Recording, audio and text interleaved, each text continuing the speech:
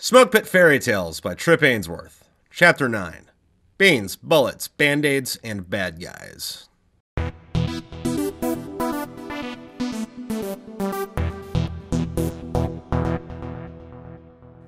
In the distance, we could see the Marines of the other battalions pushing through the city. The Persians were in a pinch and starting to get desperate. There was no more no man's land in Al-Qut. We had a block of the city, and Haji had the buildings across the street. Our trucks were peppered and dinged from enemy rounds. The ballistic glass windows were spiderwebbed, and our tires were shot out. It slowed us down a little, but it didn't stop us. MRAPs could take a beating. The battalion commander had issued the order to start pushing through. We took heavy fire from a cafe across the street. Fonzie turned it into Swiss cheese. Our truck assaulted through the intersection. A burst of rounds raked the front of our vehicle and finally shattered the windshield. Fowler took a bullet in his arm. Our driver wasn't that lucky. Our truck slowed to a halt. Fowler was grunting a form of curses. He turned back to us and said, "Pull him back!" McBland and Kyle grabbed the driver and pulled him into the back of the truck. His face had been hollowed out. God damn it! Fowler, covered in his own blood, maneuvered himself into the driver's seat. He hit the gas and turned the truck around. Fonzie turned the turret to face back towards the enemy and kept delivering hate. AT&T, motherfucker! Reach out and touch someone! Fowler put the truck in reverse and shot us full speed into the cafe. The Fonz ducked into the truck so he wouldn't get smashed. He saw the dead Marine laying on the floor. Fonzie's eyes turned to hate. He saw red. He hopped back into the turret and fired again. He screamed hateful words, but I don't speak Spanish, so I couldn't really tell you what he said. "Let's go!" Fowler barked. We jumped out of the truck to finish a few soldiers off, but everyone was either crushed by the MRAP or torn to shreds by Fonz's 50. "McBland, driver's seat!"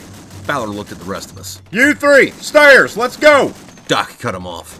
"You should really let me take a look at that arm, man." "Not now, let's go!" We filed up the stairway in the corner. Our rifles pointed in all directions. Bullets drilled holes into the wall above our heads. We shifted our muzzles and emptied our magazines into the Iranians on the deck. With the hallway clear, we lined up close to the wall beside a door. Fowler lifted his leg and broke open the hatch. Kyle went in first. Silhouettes appeared in his view and fired but missed. Kyle and I dodged out of the way and fired back. There were two of them hiding behind a desk they had turned into a makeshift bunker. They should have kept firing instead of letting off a few rounds and ducking.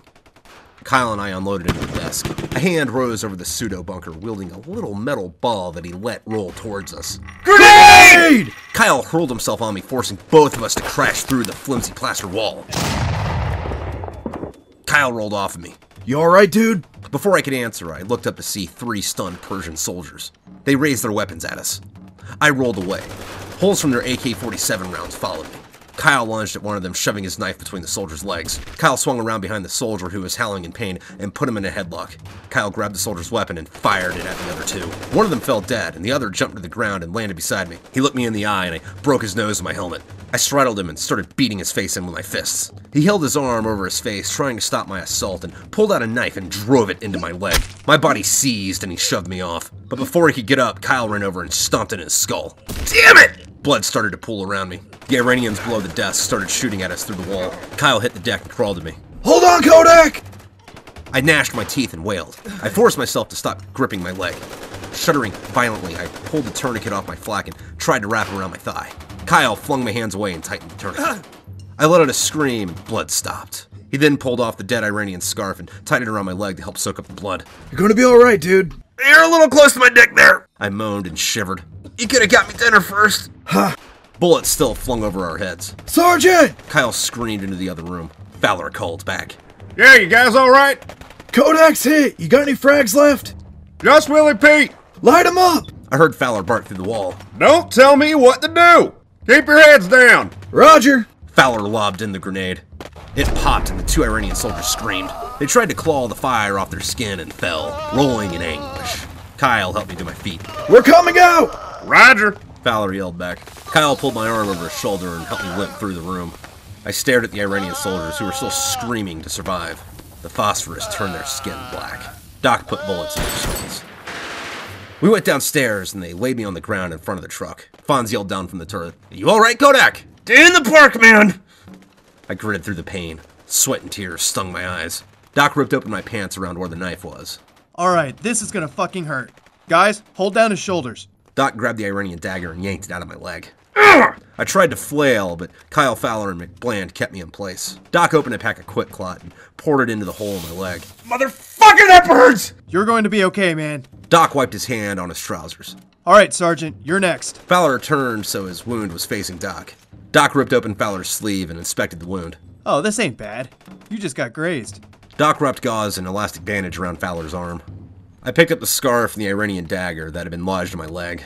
It looked like an old Russian weapon. I hadn't seen any other Iranians with knives.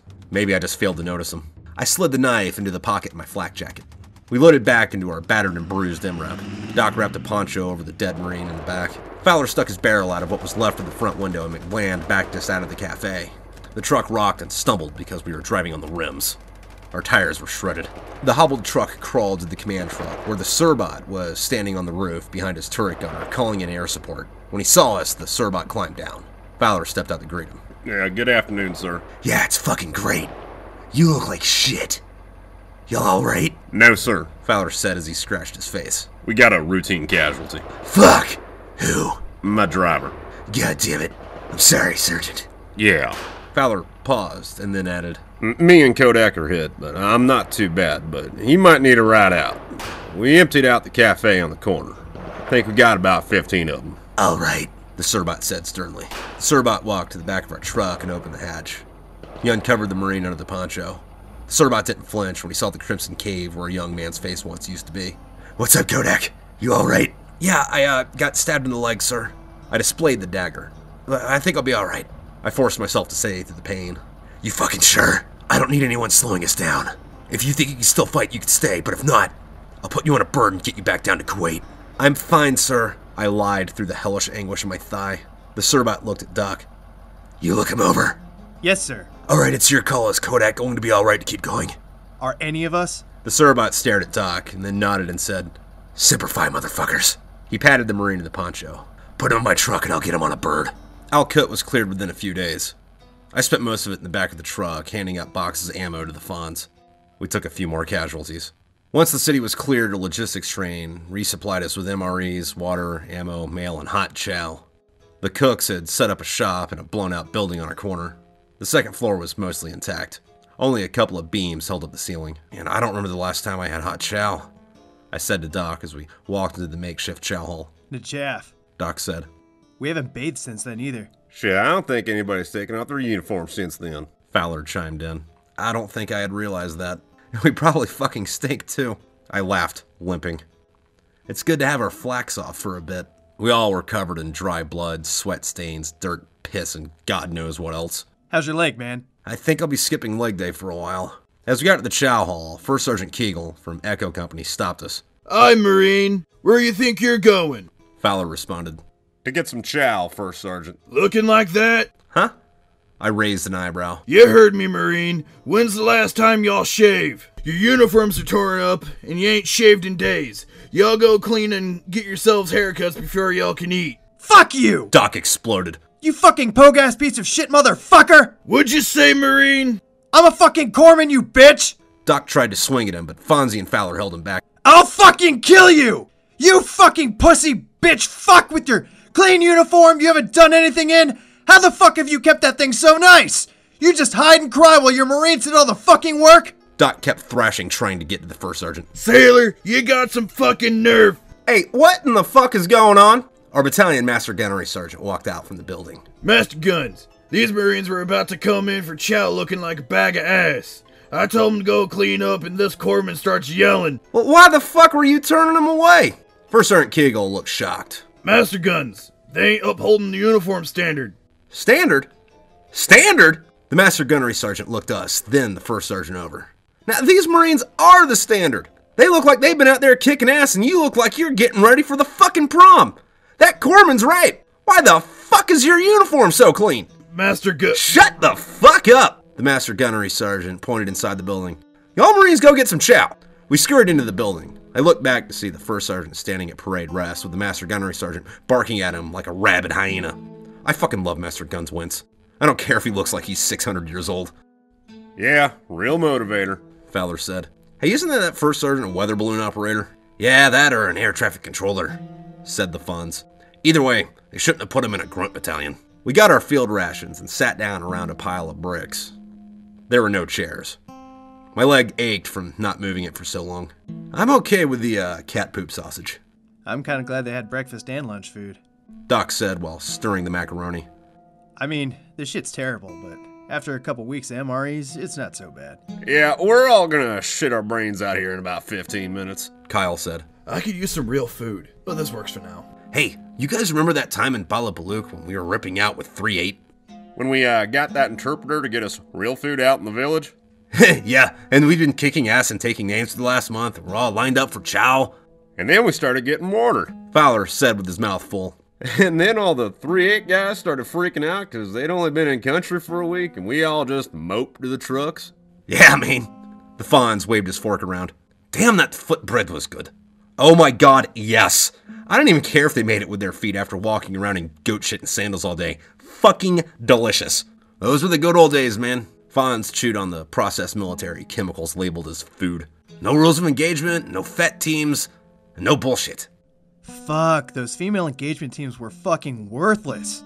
Doc spat. When they showed up halfway through the 09 deployment, Doc pretended to vomit. blah! Stupid fucks showed up to the FOB and started fucking everybody. They served no purpose, caused needless drama, and they all thought they were Billy Badass because they went into places where there were no enemy. I'm not saying all female Marines are worthless, but the ones on the FE teams are. Yeah, Motor T and engineer chicks are pretty legit. Remember that blonde 7-ton driver? You mean that girl that was always bench pressing truck tires? Yeah, fucking Amazon. I scratched my chin. That chick was beast mode. I wouldn't fuck with her. Fuck it. She can carry me out, then she can come with me. Fowler raised an eyebrow to me and said, So what you're saying is as long as they can lift, they can ride. Yep. But even then, though, only lesbians, because they don't cause drama and get everyone's heads all fucked up. Those female engagement sluts don't lift. Fonz pointed his fork at us and smiled. Hey, remember when Lohan tried to bang that Amazon? And she told him that she'd rather sew her twat shut. Doc said, making everyone laugh. So, these malaria pills, they've been giving anybody else these nightmares? Fowler asked. Dude! Kyle motioned his hands to simulate his brain exploding. I used to have bad dreams every once in a while about Afghanistan, but these pills are fucking me up. It's weird shit. The other night I had a dream I was in a trench in World War I, but World War I was on the moon, and the Germans were these little red devil looking guys. But they didn't have guns, they just threw pitchforks at everyone's ass. Yeah, that's pretty weird. I've been dreaming about being in the hookah lounge with Vlad the Impaler. He keeps ripping people's hearts out and drinking their blood through a straw. Then he looks at me and says, "Wake up." Huh. I rubbed the area around my leg where my knife wound was healing. I keep having this weird dream about my ex. Kennedy? How do you know she's your ex already? No, not her, man. This one chick I dated for a while up until right before my first deployment. Satin. I don't know why, but I keep having this weird-ass dream about her. Like what? I had one where I was snow skiing through the hallway in her house and she was worried her parents were going to catch us. And then her dad, who was Bigfoot, by the way, chased me out with a collapsible chair. Then there was another one where we were in her basement and the floor turned to sand and started to swallow us. They haven't been particularly nightmarish. They just had that eerie feeling to them. One of them, though, was really bad. We were in a mansion, and the bottom floor was a bench, and demons were stalking us. I was pulling her up the stairs, which were upside down, to a room in the middle of the ceiling, it was like a room that was hanging from the ceiling. And when we finally got through the maze and to the door, giant bats swarmed us. You ever talk to her about that? Fuck no, that bitch hates my fucking guts. Yeah, but for good reason, right? Oh, totally. I lit a cigarette. So I hear the 82nd Airborne's been kicking some ass up in Karbala. That's kind of a no-shit statement. Does anyone know what 5th Marines is doing? Probably telling the Iranians how cool they are because they went to France in 1918 instead of fighting in Latin America like 7th did. Then choking Haji out with her Forget. We finished eating and headed back to the trucks. We passed Eclair on the way. We just nodded at each other. He looked fucking beat. Then again, we all did. I was glad he wasn't hurt. Since we had some downtime, we took showers and changed our uniforms. They weren't real showers. Some Marines use baby wipes. I poked a hole in a water bottle and squirted it all over myself. Nothing would replace a nice hot shower, but when it feels like the sun's 8 feet away from you and the last time you cleaned yourself was almost a month ago, bottled water works. I scraped off as much of the caked sand that was on my skin as I could with my nails. There wasn't much hope for the dirt hiding between my hairs and my scalp, but I tried. I rolled up my dirty, blood-soaked uniform and stuck it in the bottom of my main pack. It felt good to be in soft clothes again. They weren't stiff from blood and sweat or torn to tatters. I took the scarf from the Iranian and tried to wash the blood out of it. When it dried, I wrapped it around my neck. It might have originally been red, but it had faded to an obscure shade of orange. Fowler's blouse was almost completely red. He borrowed a pair of surgical scissors from Doc and cut it to ribbons. He took down the Jolly Roger that had been flying from the truck and sewed the ribbons into the flag to spell Cockstrong Warrior Man Gods, 2-7, weapons, then hoisted the colors back up. We spent the next week in Al-Qut eating hot chow, smoking cigarettes, and fixing our vehicles. We'd almost pushed the Persians out of Iraq. The battalions were holding still and getting refit to push into Iran. Our battalion held a memorial service for the Marines we had lost thus far. It was held in a church. What denomination it belonged to? I didn't know. I was actually kind of shocked to see one at all. I mean, I knew there were Christians in the Middle East, but I had never seen one. Iraq or Afghanistan. The inside looked like it might have been Catholic, but none of the crosses had Jesus on them. Then again, the whole place was ransacked and crescent moons were spray painted over everything, probably courtesy of the Iranians. There was a battle cross in front of the altar with a decent amount of dog tags hanging from an M16. Chaplain Taylor called us to attention and gave his invocation. He started by telling us that we should fear no evil, for the Lord is with us. I wasn't really worried about evil. I was worried about going home a burn victim. Exodus 15:3 tells us, the Lord is a warrior. The chaplain continued. I'm not gonna lie, I really ate up that tribal warlord blood and guts part of the Bible. You know, I liked this chaplain. He was a prior Marine and back in the day was a real heartbreaking, blood-spilling son of a bitch before he found God. His sermons were more like religiously inspired war propaganda than what you'd normally hear in a church. Considering his position, though, was to inspire Marines, I dug it. Behold, I give unto you power to tread on serpents and scorpions, and all over the power of the enemy, and nothing by any means shall harm you. The chaplain wrapped up his motivational speech and geared towards the fallen Marines. It was short, but it put me on the verge of tears. Not so much for the religious rhetoric, but I fucking hate hearing about dead Marines, especially when they were ones I knew. Chaplain Taylor handed the floor to a visiting 3-star general. I think he was one of the generals from the MEF, but I don't remember off the top of my head. This motherfucker, though. He gave this awesome, heartfelt speech about the Marines that had fallen. Probably the same speech he'd given at every memorial ceremony he'd ever been to, calling the fallen Marines his brothers and talking about how much they'd be missed. He spoke about how our brothers fell far from home and about how the values they stood for live on in our hearts. The tears were still held behind my eyes, but they turned from sorrow to hate. With every word that came out of that general's mouth, my fists grew tighter. I turned my brain off until the ceremony was over. I waited until we left the building to go off. I've never been much for morals, but I've never been kosher about swearing in a church. Who the fuck was he calling brother? What? Doc asked. He didn't fucking know these Marines' names till about 15 fucking minutes ago. He hasn't been down here with us eating dirt. And thanks for the sentiment, you fucking faggot-ass piece of shit, but who are you going to miss? Your goddamn coffee boy? Hey, calm down, man. It's alright. No, it is not alright. That fucker doesn't know Lance Corporal Schmuckatelli from his fucking asshole, and he wants to talk about his fucking brotherhood he had with him? Fuck him. Fucking hate that shit. He wasn't here on the ground living in this shit. It might as well have just been a fucking movie to him. I didn't see him jumping in any fucking foxholes with anyone. He didn't go on patrol. You sure as hell ain't fucking General Mattis. If Mattis said that shit, I'd be okay with it because he'd be down here slaying people with us. Not hiding up at the fucking mouth.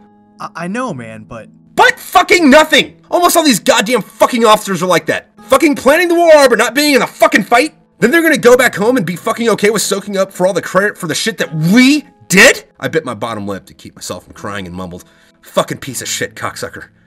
He ain't fucking pulling any triggers. Hey everybody, thanks for listening to Smokepit Fairytales Chapter 9, Beans, Bullets, Bandaids, and Bad Guys. I'd like to thank Parker Klobuchar for playing Doc, and Matt Kupskavages for playing Kyle and the Honorary First Sergeant. I'd also like to thank my patrons listed here. And tune in next time to see where we're going with this. If you don't want to wait for me to narrate all these things, you can get the book. It's on Amazon, or Barnes & Noble, wherever. Just Google it.